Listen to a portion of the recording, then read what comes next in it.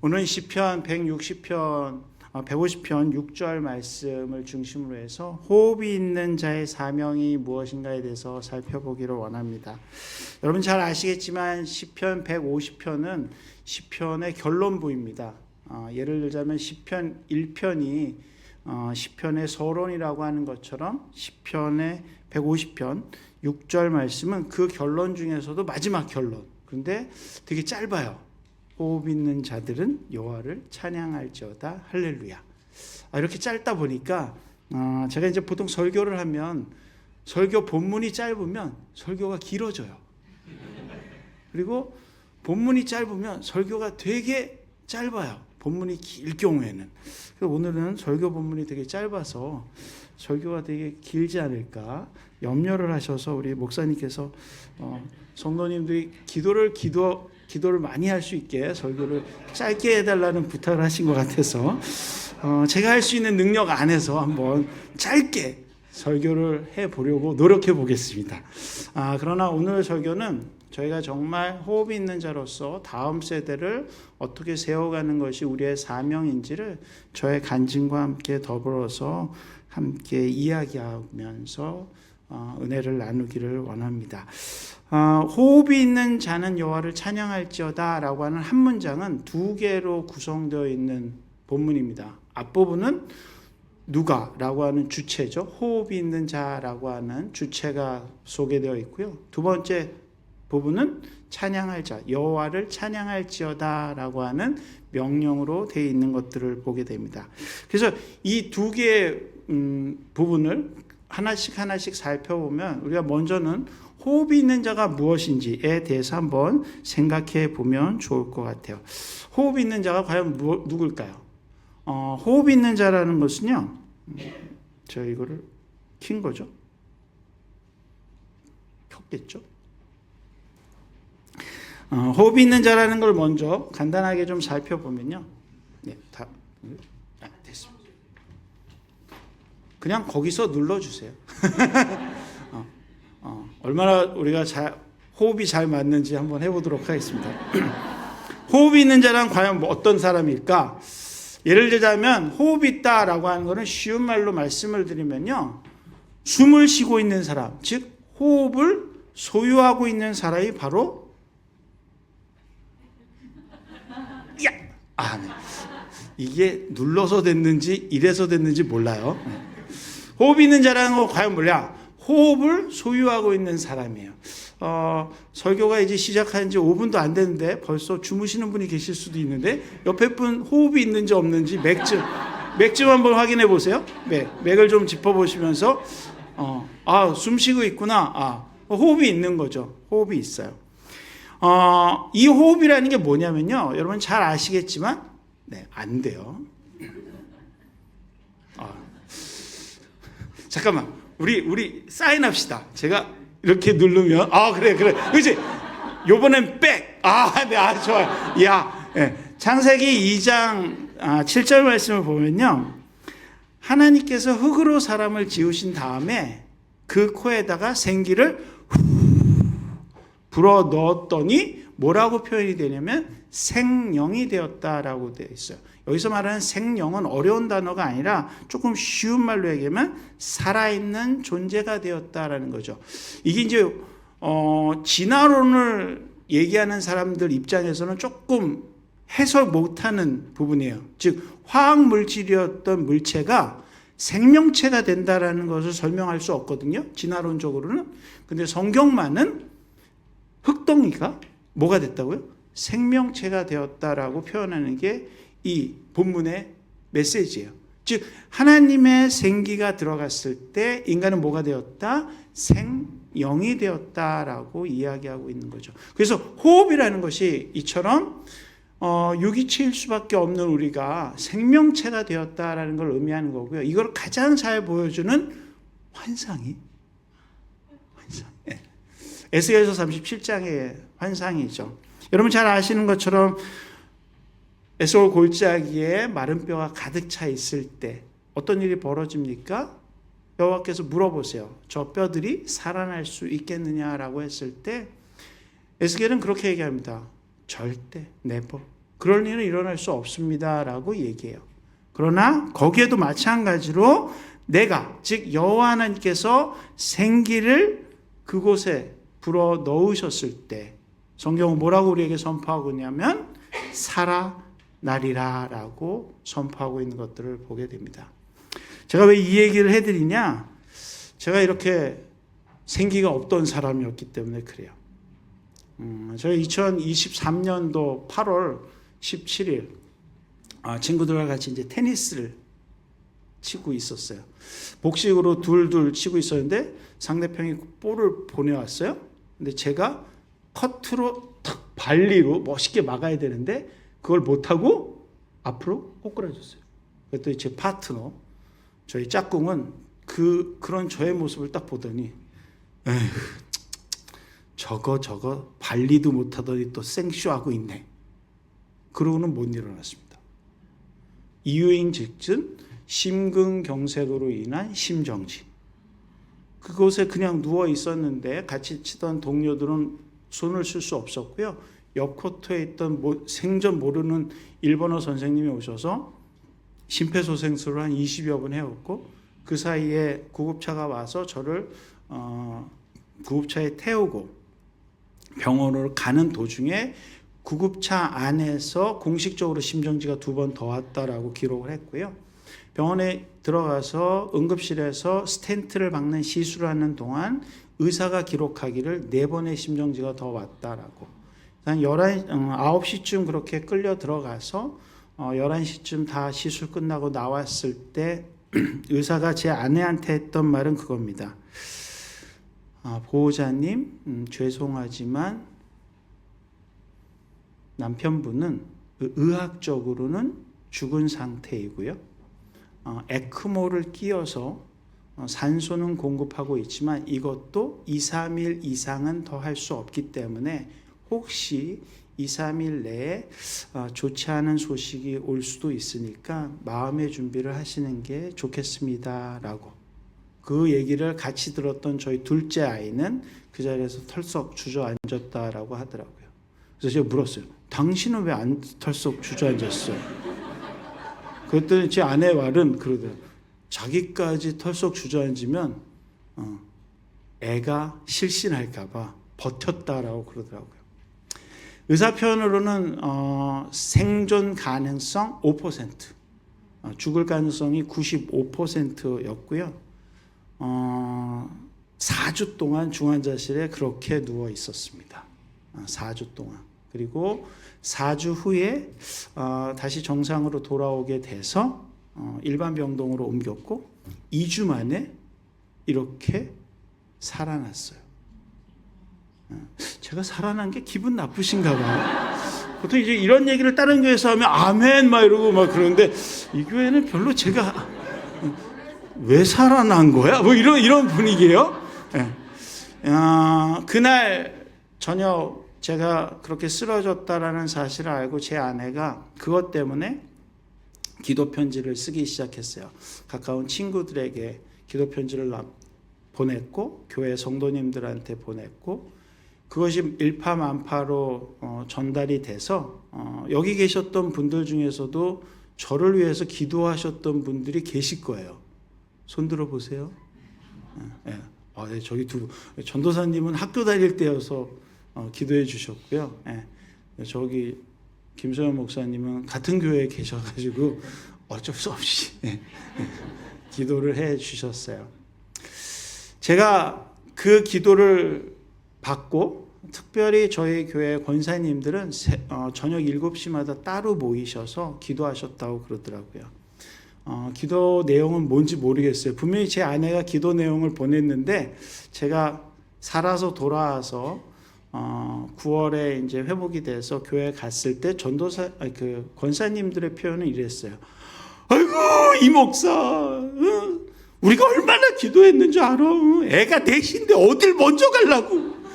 우리가 기도해서 살아난 거야. 막 이러면서 말씀을 하시는데 저한테는 너무 감사했어요. 왜냐하면 가장 중요한 원리를 저는 발견했기 때문에 그래요. 제가 쓰러진 것도 제 의도로 쓰러진 게 아니고요. 제 의지로 쓰러진 게 아니고 다시 살아난 것도 제 의지로 살아난 게 아니었기 때문에 그래요. 꺼져가는 불씨 같았고 상한 갈 때밖에 안 되는, 그냥 죽어도 아무 상관이 없는 전데 성도님들이 그렇게 울부짖으면서 기도하셨고, 학교에서는 학생들이 저희가 나중에 한 사실인데 새벽 기도 가기를 제일 싫어하는 게 신대원생들이거든요. 그런 신대원생들이 새벽 기도 가서도 절 위해서 기도했다고 그러고, 학교에서도 채플 시간을 제일 가기 싫어하는 게 우리 학교 학생들인데 채플 시간에도 절 위해서 기도했다고 그러고, 수없이 많은 학생들이 그랬고요. 제 아는 주변의 많은 사람들이 기도를 해주기 시작했어요. 그것 때문에 저에게는 어떤 은혜가 임했냐? 호흡이 다시 돌아오는 은혜를 누리게 되었다라는 사실입니다. 쉬운 말로 얘기하면 내가 지금 육체적 호흡을 가지고 살아있는 이것, 여러분이 잘나서 사시는 것 같으시죠? 여러분이 능력이 있어서 사시는 것 같으시죠? 그렇지 않아요. 내가 오늘 집에 가서 들어 누웠을 때 내일 일어날 장담하실 수 있으세요? 아무도 그럴 수 없어요. 그러나 누군가가 날 위해서 기도해 주고 있고, 그 기도 때문에 우리가 지금 살아서 호흡하는 것, 그것이 하나님의 진정한 선물이고 하나님의 은혜라는 사실을 기억하시기 바랍니다. 그래서 호흡이 있는 자는 첫 번째로 꼭 기억하셔야 될 게 뭐냐? 육체 호흡이 있다라는 것, 그 하나만으로도 먼저 하나님께 감사할 수 있어야 된다라는 사실입니다. 근데 우리가 육체 호흡만이 호흡이 아니다라는 사실이에요. 두 번째 호흡은 우리가 잘 아는 것처럼 요한복음 3장 3절 말씀처럼 새 생명, 새로운 생명을 가지고 있는 자만이 진정한 호흡을 가지고 있는 사람이다라는 겁니다. 우리가 육체적으로만 숨 쉬고 있다라고 해서 그 사람이 호흡이 있는 자가 아니라 새 생명을 가지고 있는 사람, 거듭난 사람이 진정한 호흡을 가지고 있는 사람이다라는 뜻이에요. 왜 그러냐면 이 본문, 요한복음 3장이 나오는 본문이 누구를 배경으로 하고 있는 본문이냐면 니고데모를 중심으로 해서 나오는 본문이에요. 니고데모는 어떤 사람이냐면 이스라엘의 선생이었어요. 그는 관리였고 유능한 사람이었어요. 그러나 그에게는 무엇이 없었냐면 새 생명, 거듭난 것이 없었어요. 그래서 예수님께 왔을 때 예수님이 그를 보자마자 뭐라고 말씀하세요? 사람이 거듭나지 아니하면 하나님 나라를 볼 수 없다라고. 아니, 처음 보는 사람한테 그렇게 얘기할 수 있을까요? 여러분 한번 상상해 보세요. 여러분 교회에 아이가 왔어요. 새신자예요. 그렇게 딱 들어왔는데 그 아이를 딱 보는 순간, 사람이 거듭나지 아니하면 하나님 나라를 볼 수 없다. 그러면 중학교 아이한테 그렇게 얘기했다고 합시다. 그 중학교 아이 다음 주에 올까요? 안 와요. 근데 그 아이한테 아주 못 오게 못을 박아요. 물과 성령으로 거듭나지 아니하면 하나님 나라에 들어갈 수 없느니라. 네, 저도 교회에 안 들어오겠습니다. 1월 8일이란 말이에요. 근데 예수님은 니고데모를 향해서 그렇게 말씀하고 계시다는 거예요. 왜 그랬을까요? 니고데모는 이스라엘 선생이었지만 무엇을 몰랐어요? 하나님의 새 생명에 대해서 몰랐다라는 거죠. 우리가 전통적으로 이런 일들이 있잖아요. 교회 다니다 보면, 여기 교회 오래 다니신 분들 많으신데 어렸을 때 교회 다니다가 구원이란 무엇일까? 이런 거 궁금하면 누구한테 가서 물어보세요? 보통 이제 정상적인 교회 같은 경우는 선생님한테 물어보는 게 정상적인 교회예요. 근데 비정상적인 교회 같은 경우는 애들이 이상한 분한테 가서 물어봐요. 장로님한테. 그럼 장로님이 많이 당황하세요. 너 왜 그런 걸 나한테 물어보냐? 목사님한테 가서 물어봐라. 왜 그럴까요? 니고데모 같기 때문에. 새 생명이 무엇인지에 대해서 모르기 때문에. 예수님께서 우리가 잘 아시는 것처럼 요한복음 3장에서 새 생명이 어떻게 얻게 될 수 있다라고 선포하셨죠? 여러분이 잘 알고 있는 그 암송 구절, 그거 뭐죠? 요한복음 3장 16절. 하나님이 세상을 이처럼 사랑하사 독생자를 주셨으니 이는 저를 어떻게? 믿는 자마다.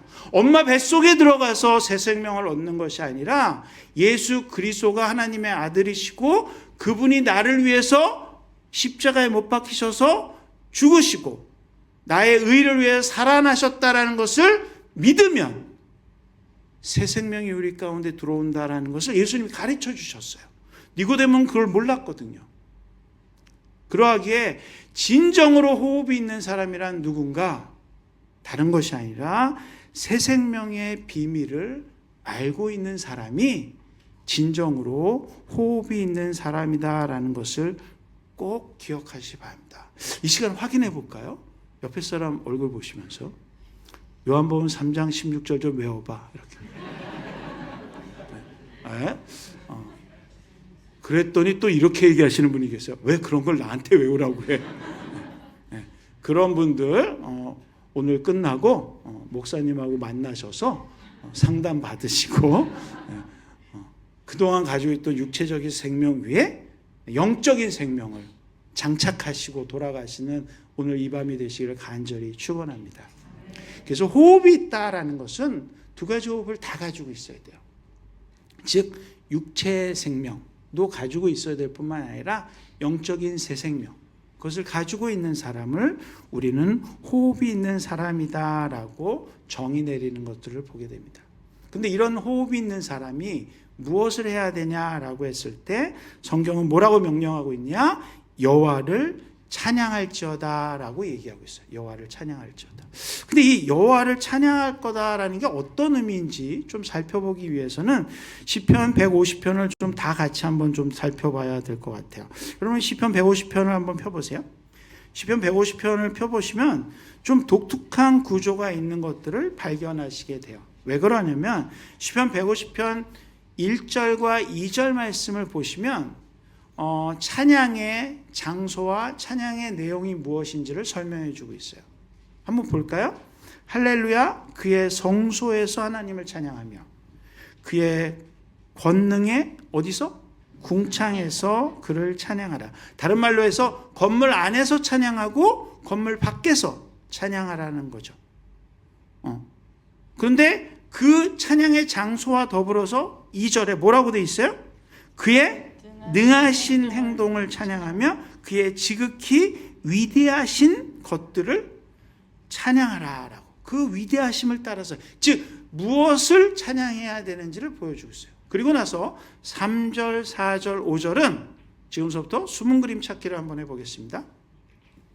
그림 한번 보여주세요. 쫙. 네. 여러분은 그림을 보시면서 제가 읽어드리는 걸 한번 찾아보세요. 나팔 소리로 찬양하며 비파와 수금으로 찬양하며 소고치며 찬양하며 춤추어 찬양하며 현악과 퉁소로 찬양할지어다. 큰 소리 나는 재금으로 찬양하며 높은 소리 나는 재금으로 찬양할지어다 라고 얘기하고 있어요. 그러니까 3절, 4절, 5절은 뭘로 찬양하라고요? 네, 찬양의 도구들을 설명하고 있죠. 건반으로 찬양하고. 보통 이런 얘기하면 건반 주자가 와서 띠리리리리 이렇게 쳐주는데 드럼으로 찬양하고 뭐 하는 거야 진짜 찬양팀. 찬양 사역자가 할 때만 해주고 나하고는 안 해주고 이따가 반주만 안 해봐라. 보통 그래요. 그래서 3절, 4절, 5절은 뭐예요? 찬양의 도구들을 설명하고 있어요. 그 과중에서 6절이 나왔어요. 6절이 뭐예요?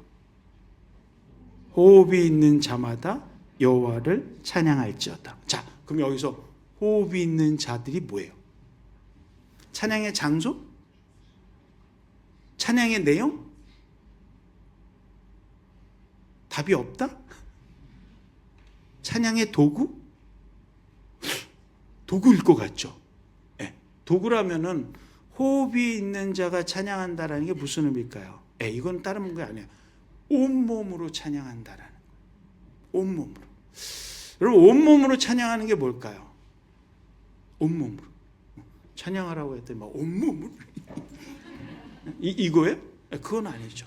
근데 저는 이제 이 온몸으로 찬양하는 게 뭔지 실제로 본 적이 있어요. 제가 미국에서 사역할 때인데요. 그 교회에 어느 여고 합창단을 하시는 권사님이 티켓을 주면서 목사님, 사모님하고 같이 우리 여고 합창단 정기 연주회가 있는데 꼭 오셔서 보세요 라고 그러더라고요. 그래서 LA에서 그 합창단 공연이 있는데 갔어요. 야, 근데 여고 합창단이요, 전통이 꽤 되나 봐요. 뭐 한 40-50명이 웅장하게 막 찬양도 하고 뭐 재밌는 노래도 하고 막 그러더라고요. 근데 중요한 거는 찬조 출연을 왔는데, 찬조 출연이 누군지 아세요? 찬조 출연 조수미. 야, 세 곡을 노래를 불러주는데요. 흉내도 못 내겠어요. 네. 야, 근데요, 저음은 저음대로, 간드러진 소리는 간드러진 소리, 마지막 프리마돈나들만 올리는 그 여기는요 진짜 몸이 악기통이야. 자기가 내고 싶은 소리를 그냥 자유자재로 내는 거예요. 저는 그때 알았어요. 아, 그래서 내가 노래를 못하는구나. 저는 노래를 너무 못하거든요. 그래서 제가 설교하고 찬양 인도를 하면 제 아내가 저한테 그래요. 여보, 설교를 그렇게 은혜롭게 하고 왜 찬양을 해? 찬양할 때 가사만 불러? 당신은 몸으로 찬양하지 마. 그래서 제가 해석을 다시 했어요. 난 그러면 몸으로 찬양 안 해. 나는 삶으로 찬양할 거야. 여기서 호흡이 있는 자는 여호와를 찬양하라 할 때, 호흡이 있는 자는 찬양의 도구로 하나님을 찬양하는데, 어떻게 찬양하는 거라? 삶으로. 몸이 악기통이 되어서 성악가가 노래를 부르는 것처럼 우리의 삶이 악기가 되어서 여호와 하나님을 찬양하라라고 성경은 선포하고 있다라는 사실입니다. 그럼 우리가 그렇게 삶으로 드려지는 찬양, 호흡 있는 자로서 삶을 살아가면서 드려야 되는 찬양의 구체적인 내용은 뭐여야 될까요? 우리가 교사로서 그렇게 찬양하면서 아이들에게 무엇을 가르쳐야지 우리의 다음 세대가 진정 하나님을 찬양하고 여호와를 찬양하는 다음 세대로 세워질 수 있을까요? 저는 그거에 대해서 한 3가지를 묵상하게 됐어요. 그 첫 번째가 뭐냐? 여러분이 가지고 있는 그림을 보시면 저를 따라서 한번 따라서 읽어볼게요. 우리의 입술로 여호와의 이름을 부르고 감사를 표현하는 것. 이게 바로 삶으로 여호와를 찬양하면서 그 여호와를 찬양하는 것을 가르쳐 주는 거예요. 왜 그러냐면 여러분이 가지고 있는 성경 히브리서 13장 15절 말씀을 보면, 그러므로 예수로 말미암아 항상 찬송의 제사를 하나님께 드리자. 이는 그 이름을 증언하는 입술의 열매니라 라고 되어 있어요. 우리가 입술을 가지고 하나님의 이름을 찬양하며 그 하나님이 어떤 분이시다라는 것을 우리의 삶으로 드려지는 것을 하나님 뭐로 보신다? 찬송의 제사로 보신다라는 거예요. 한번 여러분에게 질문 한번 던질게요. 오늘 아침에 일어나셔서부터 지금까지 찬송을 더 많이 하신 것 같아요? 아니면 짜증과 불평을 더 많이 하신 것 같아요? 이런 얘기하면 다들 침묵을 지키시더라고요. 그래서 이럴 때는 자기 고백하는 게 가장 좋아요. 그것도 남의 얘기하면서. 누구? 제 아내 얘기하면서. 그러면 되게 좋아하시더라고요. 제 아내는 아침에 일어나서 짜증을 내므로 하루를 시작해요. 그러면 너무 하루가 상쾌하대요. 어떻게 짜증을 낼까요? 야, 일어나! 우리 막내에게 외치는 짜증이에요. 그래서 저는 또 그렇게 얘기 안 해도 알아서 일어나요. 그래서 알아서 일어나서 아내 옆에 가까이 가서 여보 안녕 그러면 뭐라고 그럴까요?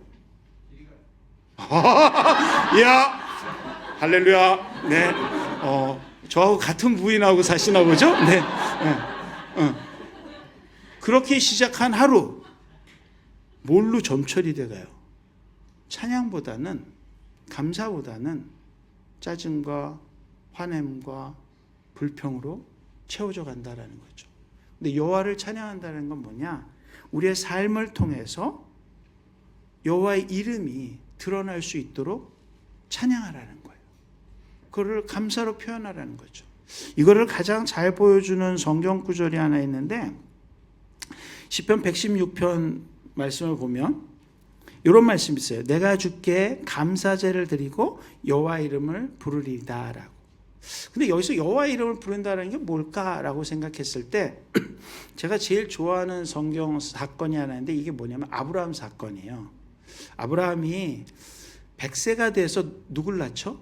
이삭을 낳아요. 그리고 나서 요 이삭이 한 중고등학교 정도 될 때, 한 15살 내외가 정도 됐을 때 폭탄 선언이 터져요. 그게 뭐죠? 네 아들을 나에게 바쳐라 라고. 근데 놀랍게도 하나님의 그 명령을 들은 아브라함이요, 그날 새벽, 그 말씀을 들은 그 다음날 새벽 일찍 일어나서 모리아산을 향하여 3일 길을 걸어가요. 3일 길 걸어가면서 뭔 얘기를 했을 것 같아요? 에휴, 왜 나보고 이런 일을 했을까요? 성경은 침묵이에요. 3일을 침묵. 그 침묵이 얼마나 무거웠으면 아들이 물어봐요. 아빠? 나무도 있고 불도 있고 칼도 있고 묶을 나무 끈도 있고 다 있는데 재물은 어디 있어? 아버지가 뭐라고 대답해야 돼요? 너다. 너야 너. 라고 대답을 못해요. 뭐라고 대답하는 줄 아시죠? 잡아먹을 놈은 하나님이 다 준비하신단다. 근데 이 말에는 확신이 없어요. 보면서 잡아먹을 놈은 하나님이 준비해 주신, 확신이 없어요. 그리고는 하인을 놔두고 모리아산으로 둘만 올라가요. 그리고 모리아산에 올라와서 제단을 쌓아요. 이삭이 이렇게 보면서 제단을 쌓네? 근데 아빠가 나를 묶는다고요. 근데 이삭 입장에서는 좀 이상해. 어라? 이분이 왜 이러시지? 저 뒤에 양이 있는데 왜 날 묶지? 여러분 성경 나중에 가서 찾아보세요. 아브라함이 뒤를 돌아보니 양이 우리 꽂힌 데 있어요. 그래서 그거 가지고 제사 드리거든요. 이삭은 그걸 보고 있었어요. 어라? 날 묶네? 날 잡아들여? 찔러? 라고 할 때 하나님이 급하게 부르세요. 아브라함아, 아브라함아. 만약 하나님이 충청도 분이셨으면 이삭은 갔어요. 푹 가셨어요. 근데 좀 급하게 부르셔서 안 갔어요. 그리고 나서 하나님이 준비하신 뭐를? 양을 가지고 제사를 드리고 나서 뭐라고 이름을 붙여요? 여호와 이레. 이 여호와 이레는 무엇이 동반됐을 때만 의미 있는 표현일까요? 3일 길이 있을 때만. 그의 삶의 고뇌와 삶의 고백이 담겨 있을 때. 우리의 삶은 무엇로 점철될 수밖에 없는데 짜증과 불평과 원망과 시비로 점철될 수밖에 없는 그 삶이 동반됐을 때 여호와 이레라는 그 여호와의 이름이 의미 있게 전달된다라는 사실이에요. 우리의 다음 세대에게 가르쳐야 될 하나님 찬양, 우리 다음 세대를 세우게 할 찬양은 그런 찬양이에요. 삶이 동반되어진, 그래서 그 삶을 통하여 내가 경험하고 만나게 되었던 여호와의 이름을 감사함으로 표현할 때, 그때 진정한 찬양이 우리 가운데 울려 퍼지게 되고 우리의 다음 세대가 믿음의 세대로 세워진다라는 사실입니다.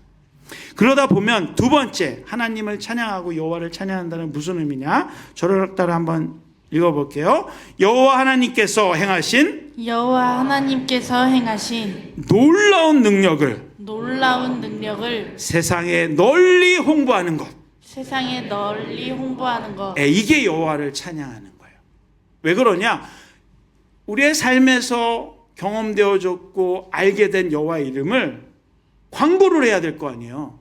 홍보를 하고 전파를 해야 될 거 아니에요. 왜 그래요? 여러분이 잘 알고 계시는 베드로 후서 2장 9절 말씀 보면, 그러나 너희는 택하신 족속이요 왕 같은 제사장이요 거룩한 나라요 그의 소유된 백성이니, 뭐라고 돼 있어요? 이는 너희를 어두운 데서 불러내어 그의 기이한 빛에 들어가게 하실 어떤 것? 아름다운 덕을 선포하게 하려 한다고 하기 때문에, 여기서 선포한다는 것을 광고하고 홍보하고 그런다는 거거든요. 여러분 그림 하나 보세요. 그림 하나 볼게요. 무슨 그림이죠? 작년에 여기 갔다 온 사람도 있어요. 교회는 안 오면서도 여긴 갔다 와요.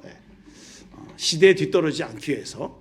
더 H, 그다음에 신월드. 여기 가요. 왜 가요? 무슨 시즌에 가죠?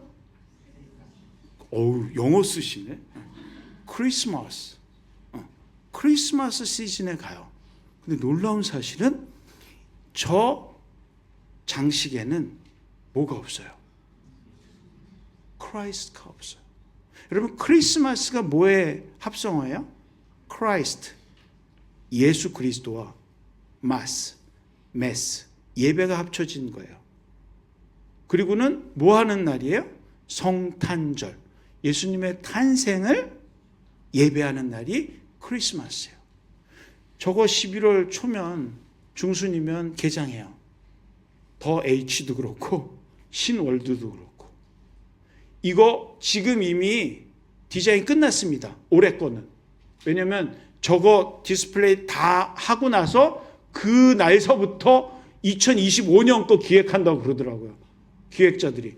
지금 기획은 다 끝났어요. 이제 좀 있으면 저것도 설치할 거예요. 근데 뭐가 없다고요?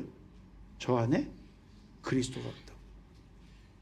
여호와를 찬양한다고 하는데 정작 무엇이 없는? 그리스도가 없는. 우리가 여름 행사를 한다고 하는데, 여름 성경학교도 해요, 여름 수련회도 해요, 또 예를 들어 다른 행사들도 해요. 그런데 그 수많은 행사들과 사역들과 일과 섬김과 노력이 있는데 정작 무엇이 없다면, 예수 그리스도가 없다면 그것은 아무 의미 없는, 여호와의 찬양함이 없는 예배이고, 여호와의 찬양함이 없는 사역이고, 여호와의 찬양함이 없는 봉사로 끝날 수밖에 없다라는 거예요. 그래서 여호와를 찬양한다라고 했을 때 성경은 뭐라고 얘기하면, 하나님께서 우리에게 행하신 놀라운 일들, 그죠? 뭘 제일 놀랍게 행하셔 주셨어요? 옆에 있는 분 얼굴 보면서 이렇게 얘기하세요. 널 구원했잖아. 넌 원래 여기 오면 안 되는 앤데 널 구원하셨잖아 에서부터 시작해서 여러분이 지금 먹고 사는 일까지 하나님의 은혜가 아니면 설명이 안 되잖아요. 그거를 설명해 줘야죠. 그것을 가르쳐 줘야죠. 그것이 여호와를 찬양한다라는 의미예요. 여호와 하나님이 없이는 해석될 수 없는 나의 인생, 그것을 우리의 다음 세대에게 가르쳐 주고, 우리 다음 세대가 그것이 무엇인지 알 수 있도록. 저기는 매년 가도, 저 사진은 매년 가봐도 산타클로스 할아버지는 있는데 예수님은 한 번도 안 나타나요. 그래서 올해는 가가지고 예수 사진을 이렇게 하나 들고 가서 어디 하나 이렇게 꽂아놓고 올까. 아니, 그런 만큼 예수 그리스도가 우리의 찬양의 주제가 되어야 된다는 사실을 꼭 기억하시기 바랍니다. 마지막 세 번째 찬양의 내용이 있고 찬양의 이유가 있고 찬양해야 될 가장 중요한 요소가 있는데요. 그게 뭔지를 저를 따라서 한번 따라해 보시기 바랍니다. 여호와 하나님께서 장차 행하실 일을 믿음으로 공포하는 것. 이게 바로 여호와를 찬양한다는. 제가 2023년에 죽었다 살아났다고 했죠. 사람이 이제 한 번 죽었다 살아나면 별로 효과가 없더라고요. 그래서 작년에 한 번 더 죽었어요. 왜 죽었냐면 이제 그 원래 수술했던 병원이 너무 멀어가지고 집 가까운 병원으로 옮겼어요. 그래서 주치의를 바꾸니까 주치의 선생님이 1월달에 갔는데, 선생님 심장이 다시 막히는 것 같은데 검사를 좀 다시 좀 해보셔야 될 것 같아요. 그러더라고요. 뭐 그러죠. 그러면 다음번 3개월 후에 오실 때는 검사를 해서 확인 좀 해보겠습니다. 그래서 3월달에 갔죠. 그랬더니 예측이 맞았어요.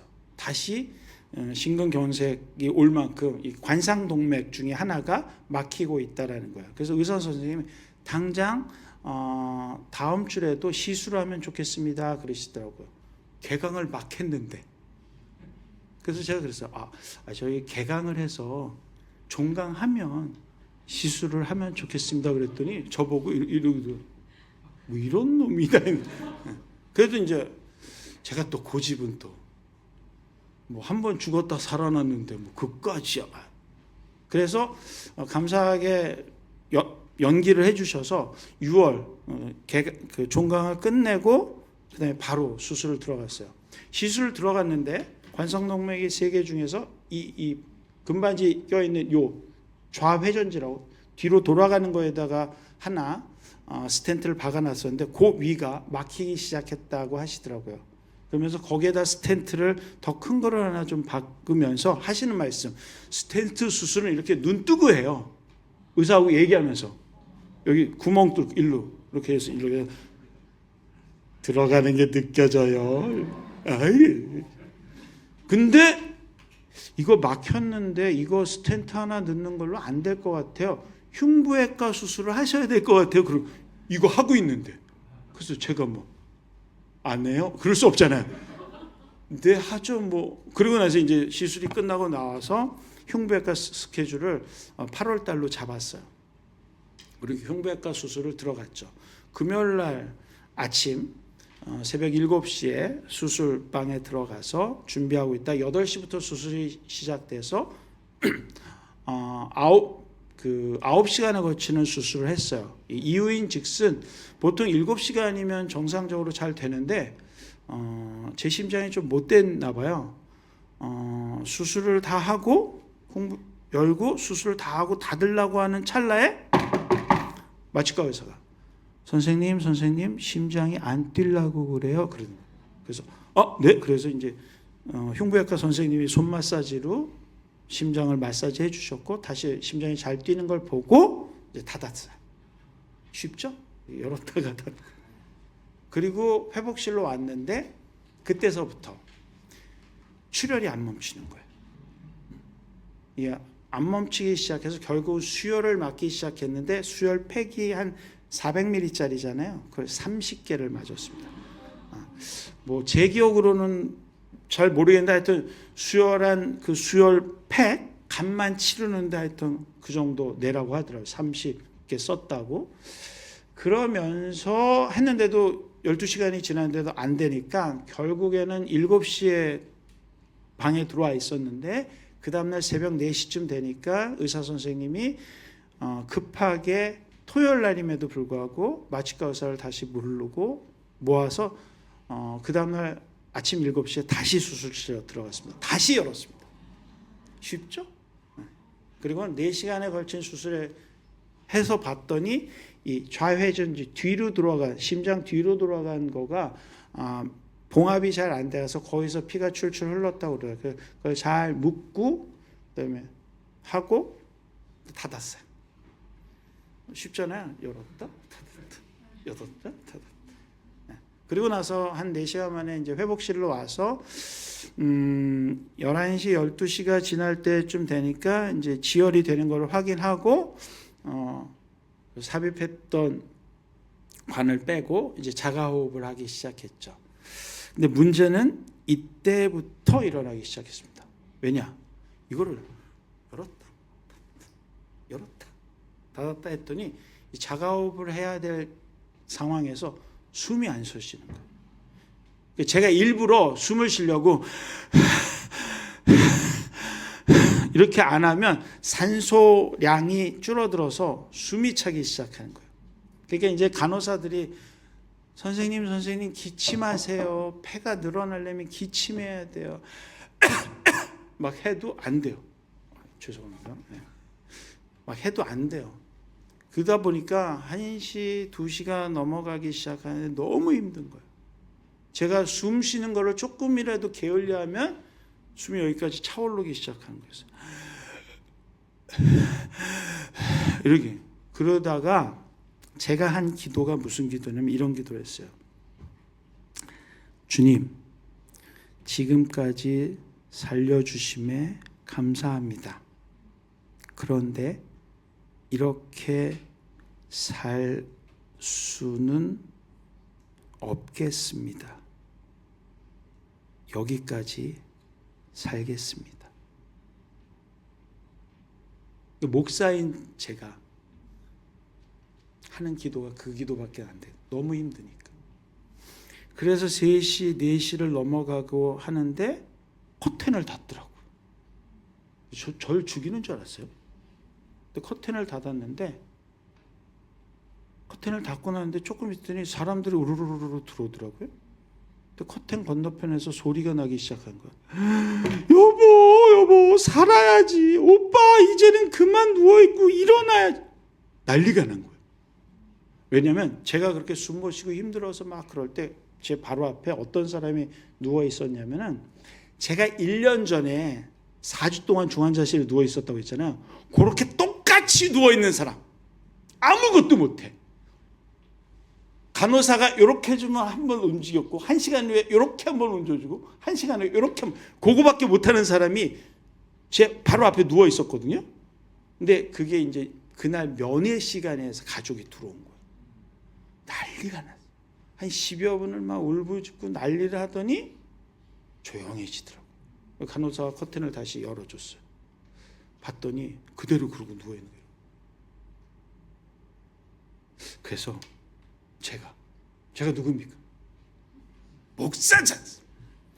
총신대학교 기독교 교육과 교수. 제가 이제 손을 뻗고 나사렛 예수에 이렇게 했을까요? 제가 좀 전까지만 어떻게 했다고요? 죽여주세요 그랬잖아요. 그러니까 진짜 그 사람 들릴까 말까 하는 소리로 손도 들었는지 안 들었는지 모르게 나사렛 예수 그리스도의 이름으로 명하노니 살아날지어다. 당신이 예수를 믿는지 안 믿는지 나는 모르지만 다시 살아나서 예수님 믿고 하나님이 당신을 살리셨다고 간증하는 사람이 되시기를 소원합니다. 아멘. 그러고 기도를 했어요. 왜 그런 기도를 했을까요? 저는 알거든요. 그렇게 누워있지만 귀는 열렸다는 거. 어떻게 알아? 내가 1년 전에 그랬거든. 1년 전에 귀는 살아있었거든요. 간호사들이 얘기하는 거, 의사들하고 얘기하는 거 다 들은 게 기억이 있어요. 선망이고 조각 기억이지만 들렸거든요. 이 사람도 들을 거다라고 생각해서 진짜 쥐구멍에 숨어 들어가는 그 작은 소리로 그렇게 기도를 하고는 찬양을 하기 시작했어요. 살아계신 주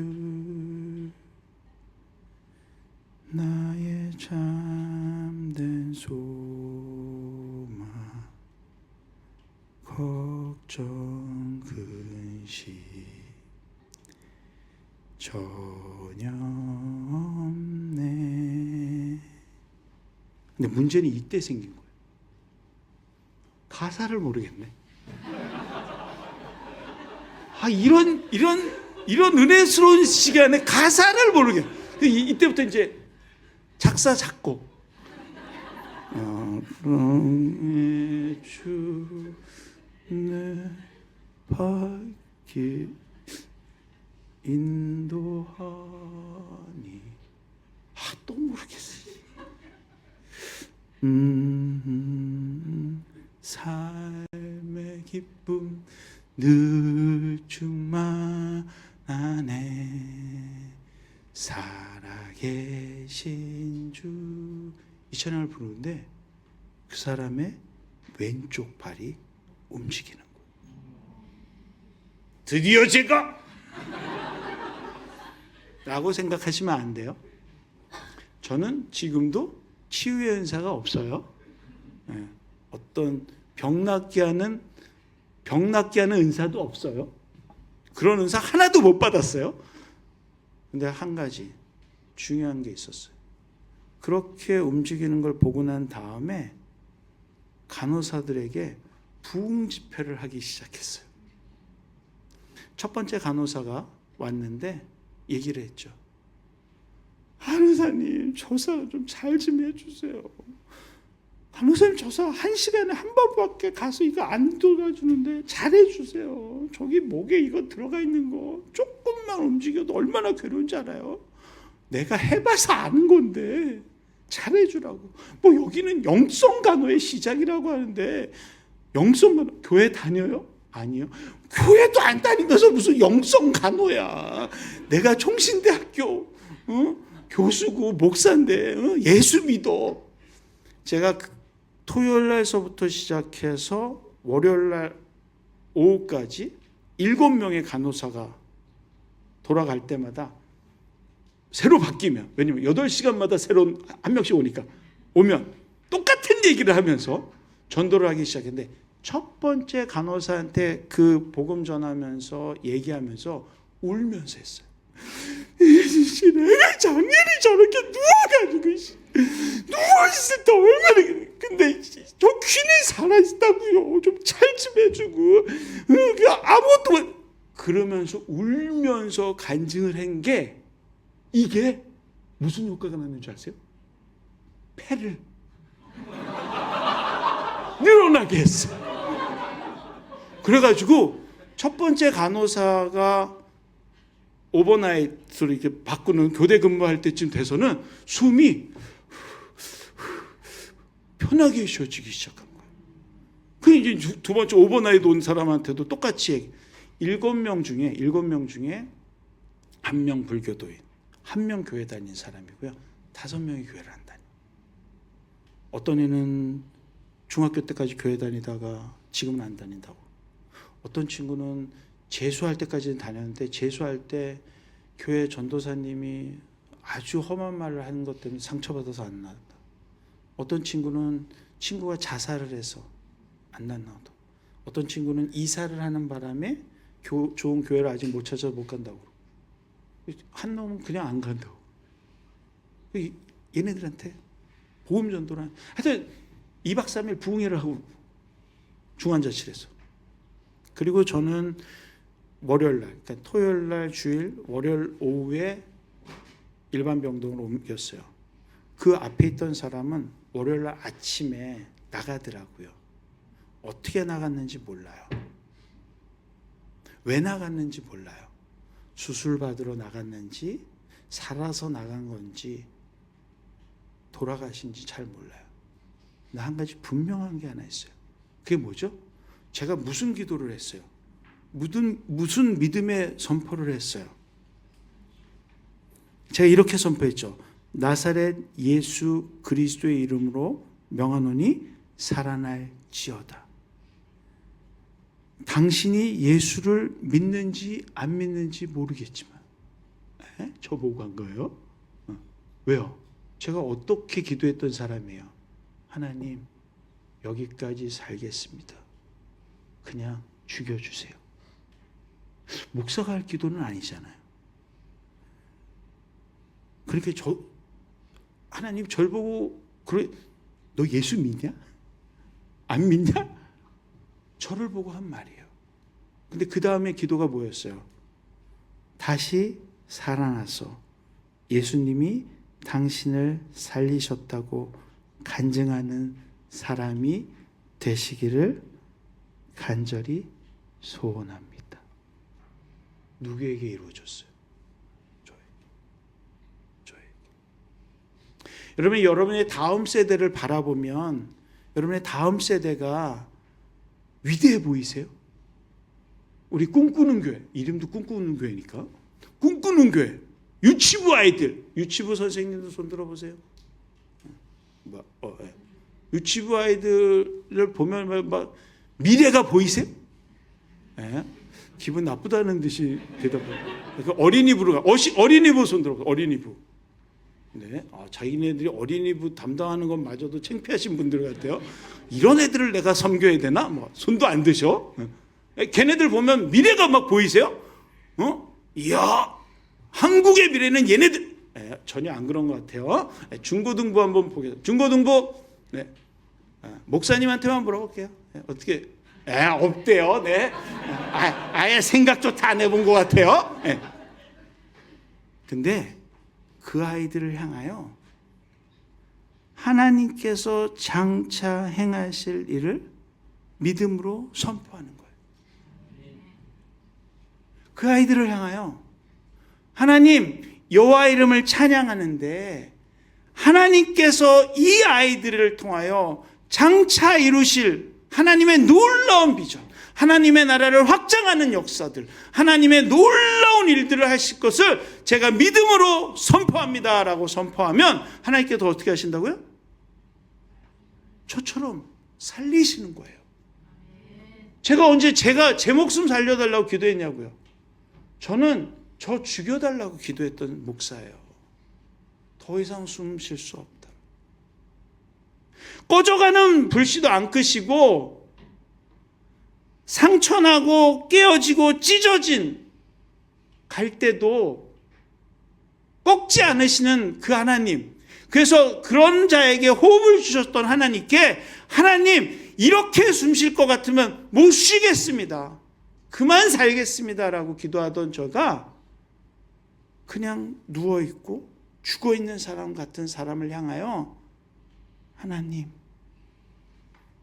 하나님이 저 사람을 살리셔서 저 사람을 통하여 하나님의 이름이 전파되기를 간절히 소원합니다 라고 그냥 믿음의 고백을 읊조렸을 때